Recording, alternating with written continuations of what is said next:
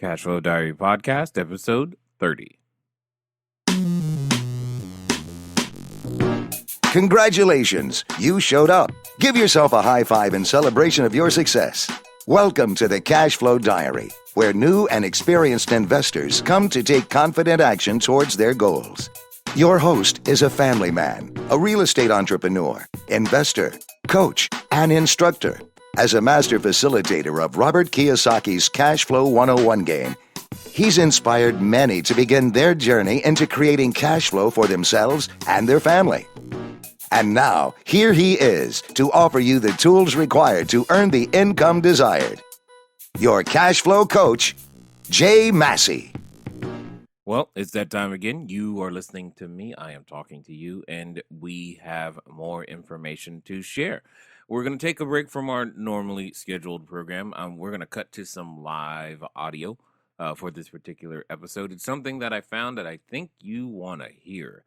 And more importantly than that, I believe it'll help learn some things for both of us, you and me. I know that's one of the things that I learn when I listen to the audio sometimes that I did, that I learned new things that I didn't know that I knew, but relearned. Anyway, I think you get my point.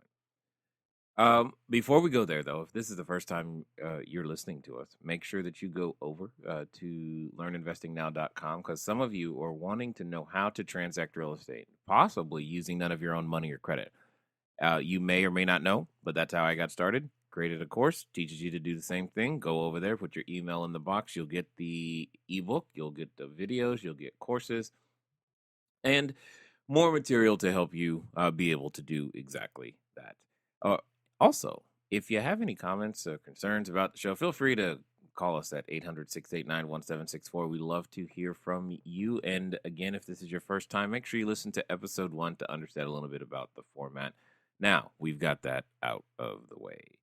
All right, let's go ahead and get started with our cash quote for this particular episode. It comes to us from a source you may not recognize, but it has everything to do with what we're going to talk about and what you're going to hear. A little perspective, like a little humor, goes a long way. That comes to us from a gentleman by the name of Alan Klein. He was an American businessman, talent agent, and record label executive. He's working for Sam Cooke and created the new role of business manager, negotiating with record companies on behalf of his clients' interest. And this particular quote struck me for the following reason. Many of you, if you've been following me on Facebook or wherever, emails, what have you, you know that I was fortunate enough to be able to be invited to go speak at a investor conference over in Estonia. You're like, where is that? And that's okay. It's one of the Baltic countries. And the fun part was I got some perspective on real estate. And one of the best things about that particular trip for me was simply the fact that, real estate works as long as there are people. And it doesn't really matter where it is. It doesn't matter who it is. It doesn't matter the legal laws, all those things. Those are things that you can learn and find out or hire people to give you the answers to.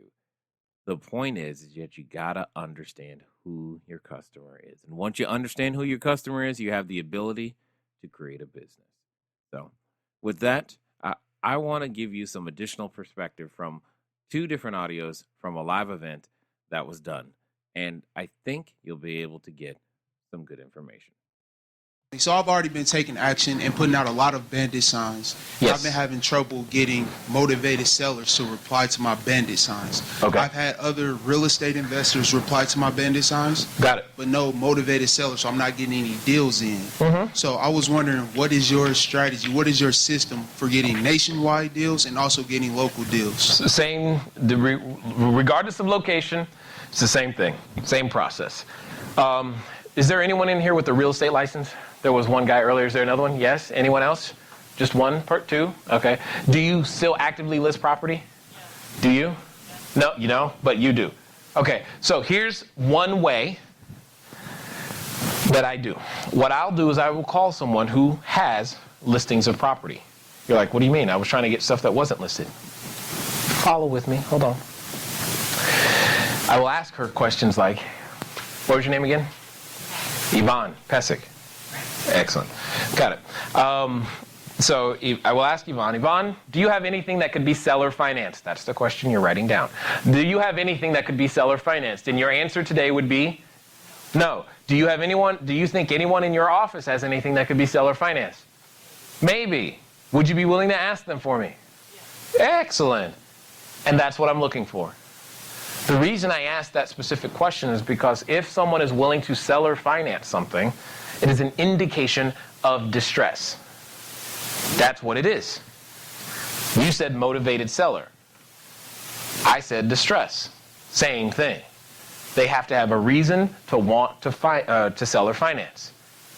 So now I know that we didn't have enough contracts to go around, but for those of you who got the contract, I got that because that guy's a motivated seller because I was talking to the guy and said, hey, do you have anything that could be seller financed? He was like, probably, what are you looking for? And I just told him, 100 plus units, blah, blah, blah, non-recourse financing, this is what I can put down, blah, blah, blah, blah, blah. He's like, oh, I got one. Really? Send it over. Ta-da, contract. 6 days. That's what that took. Make sense? Non-recourse financing meaning? Yeah, could you explain that? That was my question. Non-recourse financing. How many of you are like, man, my credit sucks? All right, here's why non-recourse financing is awesome. Non-recourse financing simply means the only recourse the lender has is to take the property back from you and your personal credit is irrelevant. Non-recourse financing. It simply is dependent upon the building. It's their only option to take things back. They can't put any judgments against you. There's no other recourse. They can quote unquote file foreclosure, but it doesn't go on your personal credit record. It doesn't matter. It doesn't show up. It's nothing. It's like it doesn't exist. You just hand them the property back and move on. Period. There's no other way for them to quote unquote be paid off in full if something goes bad. Does that make sense? Does that sound like I'm hedging my bet? Yeah, because I don't have control of 182 families. Does that make sense? Okay. So that's why non-recourse financing is important. That's just part of why it's important. It also comes with this neat little nifty feature of typically being assumable. So if I go through the process and set all this up, and then want to sell it, what is the issue the new buyer typically has? Getting financing. But what if that was already in place and they could just step into position for me? Is that worth something? The answer is yes. Okay? So all of those things are part of the reasons why I wanted it, because I'm looking at the exit if need be. That's what I was looking at. So non-recourse financing can become greatly important, but that's what I described to him. I started with the question, hey, do you have anything that can be seller financed? Okay, and that's how that started. Make sense? So, and in this particular case, like I said, this is how it started. We came to some light terms over the phone verbally. He took it to the guy. The guy said, yeah, sounds great, cool. We made a few changes, and boom, contract. Wired the escrow money this morning, and the team, I'll describe that in a second. The team back at home, quote unquote, because we're very virtual, all of us in my company don't work in any one location. So the operations officer is currently today in San Francisco, so that's where she's working from. The CFO is currently in Cancun, San Diego? I don't know, she's somewhere. And everybody is somewhere. Because with the internet, I don't care where they are. I just care that they get the work done. I'm here, obviously. My executive assistant, she actually lives in Memphis. So we rarely even see each other, which is really funny. When we get together, it's like a reunion. They're like, you guys work together? Don't you see each other? We're like, no, not really. It's kind of fun. It's neat. So next week, we're all going to Memphis. So it'll be fun because we'll be like, hey, how you been? Oh, you lost weight. Neat. You know, it'll be like that because we don't see each other. But we talk all the time, so it's pretty funny. So all of that comes together. That is by far my primary method of finding distressed property. Most everything that I've ever done, I've done with absolutely no marketing budget. Just None. This website that you keep seeing, that I keep referencing, this is my first, like, okay, let's try to do this website thing right. That's first time. Not good at it.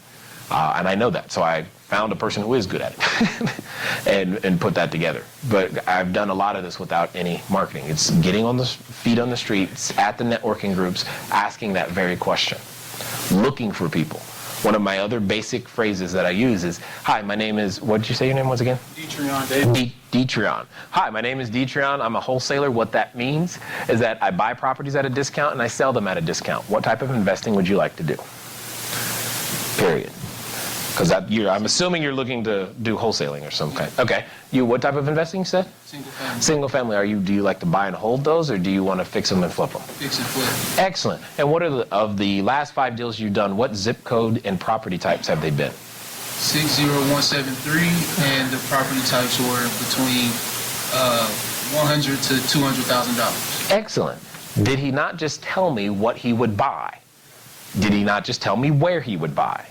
And then I'm going to find 5 more people like this who say something similar near those same zip codes, and I'm going to go find what all 5 of them said they would buy. Find one house that meets all 5 of their criteria. And then I'm going to send them an email saying, hey, I found one for you, here you go. First one to come to the table with cash closes gets it, and you will pay me $2,000, $5,000, $10,000, whatever the number is you've decided. First one that gets to the table gets it. Period. My last question, back off of that. No problem. How many realtors are you using then? Do you have like a ton of real estate agents that you can talk to? I rarely use realtors. I use me. I go to the networking group and talk and build. I talk about my identity everywhere I go. And as you talk about your identity, people begin to know you as the guy who does this. Make sense? Like right now, you guys, you're about to see it, but many of you already know that I do low-income property, multifamily. You know that. You know what you're getting, right? If I said Coke, you know what you're getting, right? If I said just do it, what brand are you buying? You know that. You need to develop that same thing, and that's why your investor identity is so important, because it becomes your brand and what you are known for. Therefore, when a realtor is trying to refer a property to you, they go, oh, I know that guy. He buys this and this type of this kind. And when a private investor comes to you and says, oh, they know what you're going to use their money for. This is why I get that phone call from the gentleman before I got here that said, look, I got more money for you. And he doesn't need to know what address or what it's going to, because he already knows what we do. Does it make sense? That's why I'll get the phone call from, some of my other investors. They'll send their parents. My parents, here, take their money too. And then and what's awesome is that they can explain to their parents what I do, because they know the brand. They understand the identity. That's what your investor identity eventually becomes your brand. If you don't consistently develop that, it's hard to refer you business. It's hard for people to know what they're going to get. Some of us like certain brands and stores, like who absolutely swears up and down that I must wash my clothes with Tide. Who is it? Who are you? See, there's somebody, it's Tide. You speak cheer to her and she's going to shoot you. No, I am not using cheer. Do you not okay, no problem. How do you lock that property in though? You've got 5 people interested in a property. Oh, this is going to be good. You've got 5 people I know where interested he's in going. a property. So how do you lock that property in so that he doesn't go around you and get that property without you getting the money? Well, that's what the contract is for, right? So you get a contract. So when you find a house, you're saying you put a contract. Yeah, I'm not going to tell them that I have the house until I have a contract. If I don't have a contract, all I have is an idea. As a wholesaler, your inventory is the contract. No contract, you got nothing but an idea. Okay? It's a good idea. And you're not committed to that contract because you have either a weasel clause or a non-recourse financing, whatever. Actually, I am committed to that contract because I know I'm going to do what it takes to close. I made a promise to the seller. So this is not about trying to get out the back door. So if none of these 5 people are interested in it, I'm going to find 5 more. I'm going to do what it takes to keep my word to the seller. Period. I don't know what that may mean. I don't know how late I'll need to stay up, but I'll get it done. Because being known as the person who will close will get you deals at discounts. People will take my offer, especially in Memphis, at a different price because it will close. Period. They can have, I've seen it happen, other offers at higher prices. No, we'll take his. Why? He'll close. How do you know? Well, and then they go through the, does it make sense? It's more important. That's what's important, okay? But again, that becomes part of the brand, right? That becomes part of who you are. That's your identity. You're known as a person who closes, period. Well, you heard me mention in this particular section a marketplace. Now, I want to be very clear. Because I'm in a marketplace, that's not the reason you should be there. That's not the reason you shouldn't be there either. I'm just saying, do your own due diligence. Don't just go somewhere because you heard somebody somewhere say a particular marketplace was good. But get the lesson. Build the brand. Be known for this. In fact, what's pretty funny is that I'm in the process right now of closing on like 6, 7, 8 duplexes that I really didn't necessarily want for myself. So I'm just going to end up selling them. Don't even know to who yet. The point is, though, is that I got the deal because I was known as the guy who would close. I was able to negotiate an extended closing. I was able to negotiate a decent enough price to be able to offer a discounted property over to, the end buyers, whoever they may be. And they're going to get completely set up because we're going to have the rehab done, the property management will be in place. All of this stuff is being set aside so that, it can be as foolproof as I possibly can make it. The point is, it was all done and possible because of the brand that was already in existence. So keep that in mind as you're going out there to build your business. Don't just think about it from a transaction standpoint. Think about it from a brand standpoint. Does this building, does this product, does this service, do my vendors represent the brand that I am building properly? Hopefully the answer is yes, and to all of those, and if not, that's fine. Now is the time to upgrade. No time like the present. All right, let's get over to our cash flow question. If you've been paying attention, you've been trying to win the copy of my upcoming book, and you wanted to answer the question. So that's all you got to do. To win a copy of the book, you got to send in an answer to the cash flow question. You can either email us at cashflowquestion@cashflowdiary.com and or call in at 800-689-1764. 800-689-1764. Last week's question was, if you have one part of your business system that, if it fails, will stop the entire system from working, what is that called? Well, that is called a single point of failure. I would say that in 2012, I learned that over and over and over, and probably over again, more than I wanted to. And it's one of those things that I pass on to you to make sure that you examine your business for single points of failure. One of the biggest single points of failure that I've seen entrepreneurs miss is the fact that they are the single point of failure. So the question you can ask yourself is, if this piece no longer worked, what happens? What stops? What can't move forward? And I know for myself, it's been a process and it's still going on. I mean, we're still documenting everybody's role and putting it into SOPs, also known as standard operating procedures, something you definitely want to begin to do for yourself, so that if for some reason, say, you have an operations person, or say you have a financial officer, say you have even your executive assistant, and something happens, you want to be able and to be in a position to where you can hire or find and replace individuals quickly. Not saying that people are throwaway and you can just replace anybody, because that's not the truth. You finding good people takes time, it takes work, and when you do find them, hug them because they're helping your vision come alive. However, if the need should arise, you should be in a position with which you don't have to personally spend hours and hours and hours of time telling them the basics of the position and how you want stuff done, because, well, it should be documented. Otherwise, you got single points of failure all through your system. One of the single points of failure that you should also be aware of, even if you're doing the strategy known as clustering, where you buy a bunch of properties in one particular area, you could still have a single point of failure if you only have a property manager. So that can be a huge and painful single point of failure. So your properties are in one geographic location. That's great, but you have a property manager. What happens when/if that property manager quits, dies, or no longer, or you two just don't get along?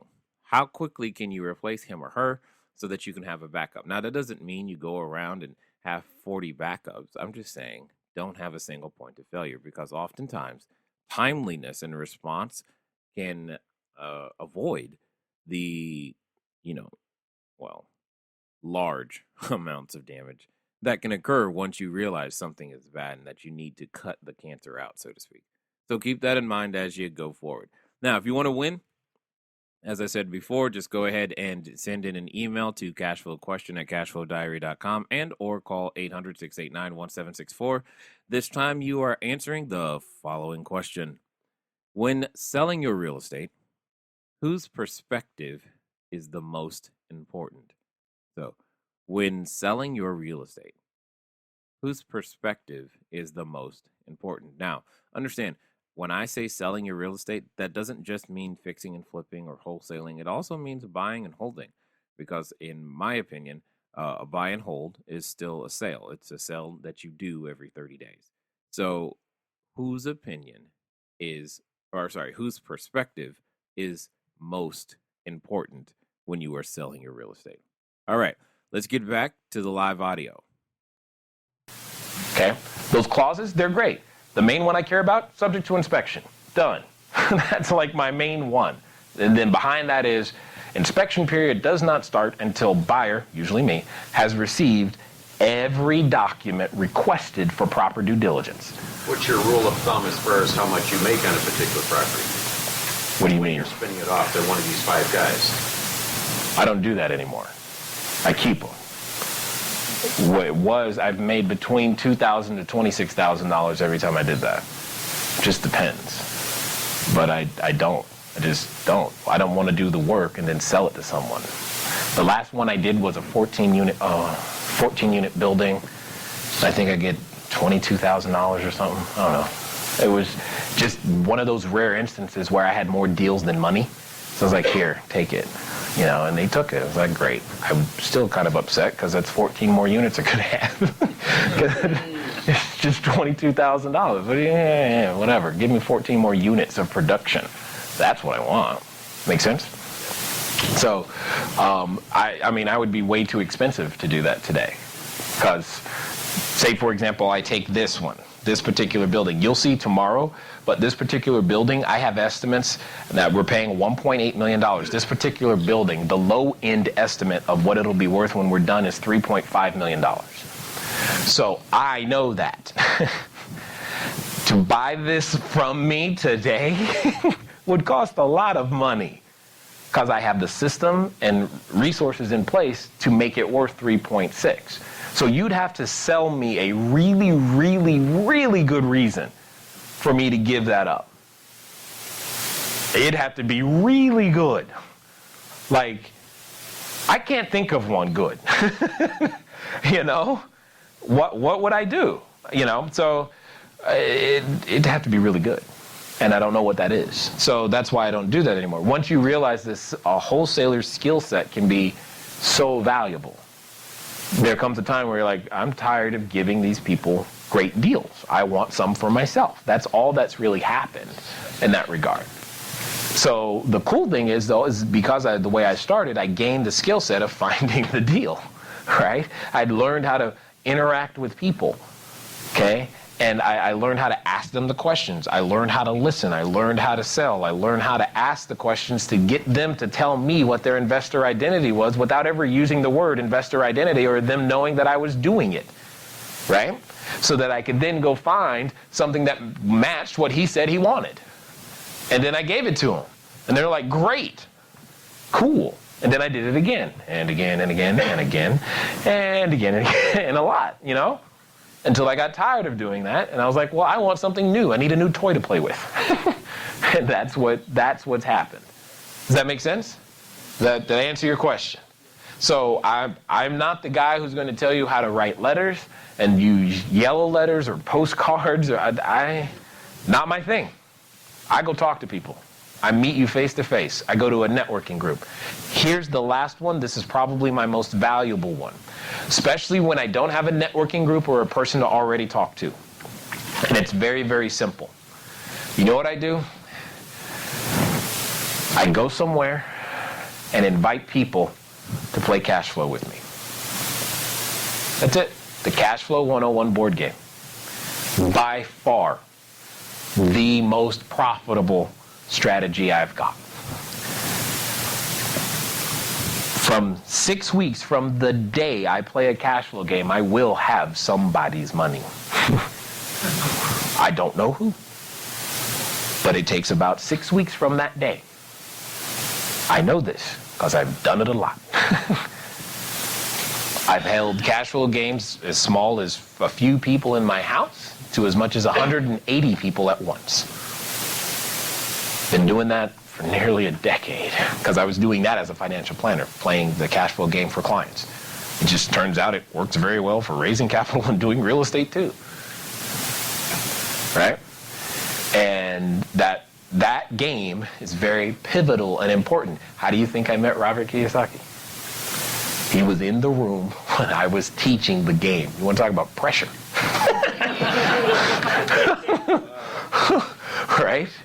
But it was fun. You know, that's how that happened. And then from seeing us play the game, this is how that relationship started. Mind you, when I started playing the game, I wasn't trying to meet Robert Kiyosaki. I was just trying to feed my family.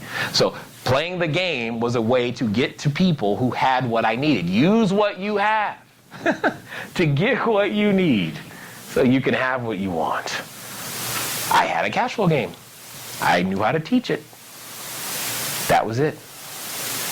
And he being Robert Kiyosaki, invited my wife and I last year to go speak on stage with him in front of 4,000 people, which he then later broadcast to 90 countries. I didn't know that at the time. So now random people from Starbucks every now and again say, hey, I've seen you. I'm like, oh, hi. I know where that was. You know, but that's okay. That's the price I have to pay to make the dream I want come true. That's all right. Most of you know this, some of you don't, but I'm naturally an introverted person, and I stick to myself. I'm sure right now you probably don't believe that, but that's okay. Ask my wife, she'll tell you. You know, in a party situation, I find the darkest corner and a chair and maybe some cheese and crackers, and I'm good. I am so happy there. That's my happy place. But that doesn't get the dream done. And because it doesn't get the dream done, I need to learn new skills. Make sense? Cash flow game. Here's an idea that I challenge some people who want to get things done in 45 days or less. And other people who want to do a subdivision, and others who want to change other areas of town, is to take a cash flow board game, go to a Starbucks, because their business model is all built around the experience and staying a while. Take one other person, maybe two other people with you, sit down and play in Starbucks. See how many leads you generate. For property, for students, for those of you so inclined, or even capital. Just watch. Now, having done this, I caution you, don't actually expect to play.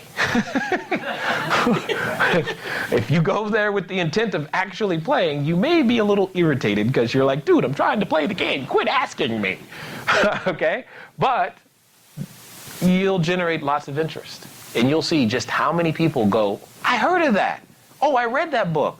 I've never been able to play. I would like to. Or the one I can't stand. Yeah, I bought the game. It's in my closet. I never opened it. That one drives me nuts. But all of those people are the very people you're looking for to execute on your strategy. Make sense? Got it. We have a question over here. Oh, whoa. Hold on. Okay, that's fine. Hold on. Did you say what is cash flow, like the board game? You've never played? No.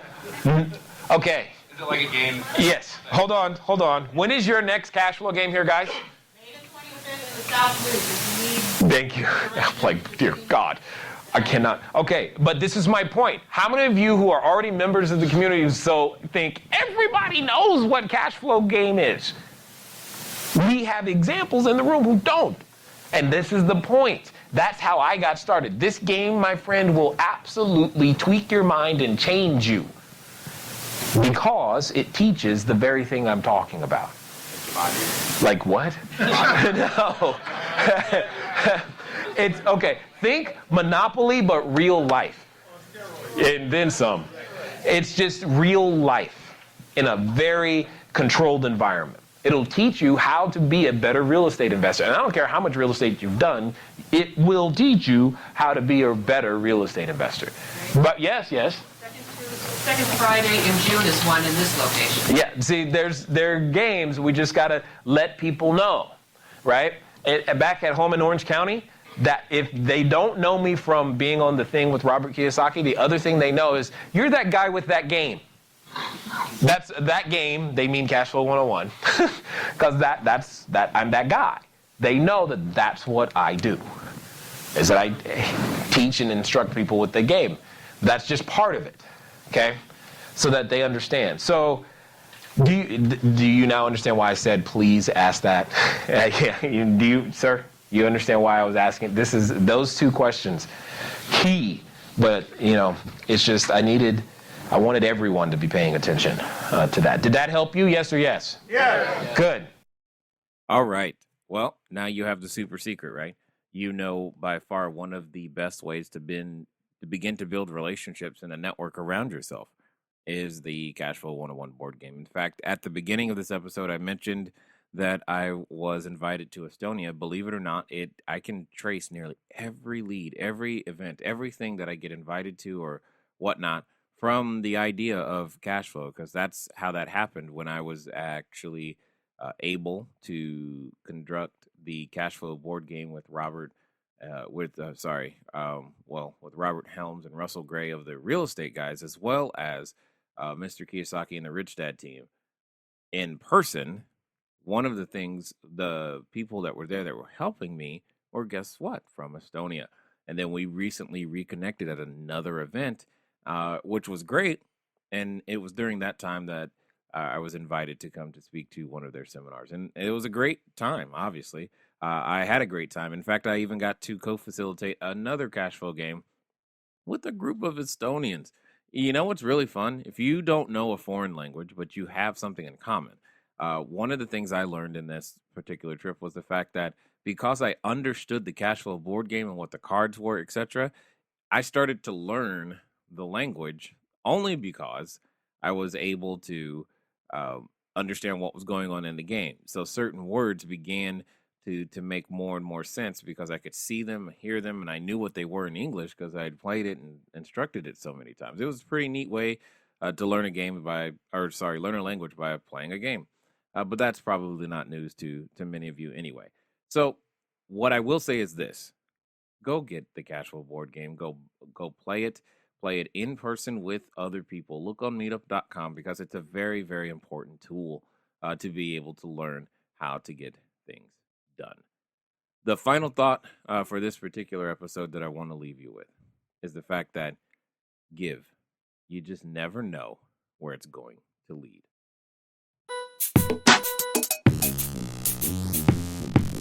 Thank you for investing your time with Jay Massey and the Cash Flow Diary. When you have a moment, please visit iTunes and leave a positive comment about the show. And go now to our website, cashflowdiary.com, to take advantage of our free business building course, Cash Flow Foundation. Gain the knowledge, understanding, and skill that will teach you how to never need a job again.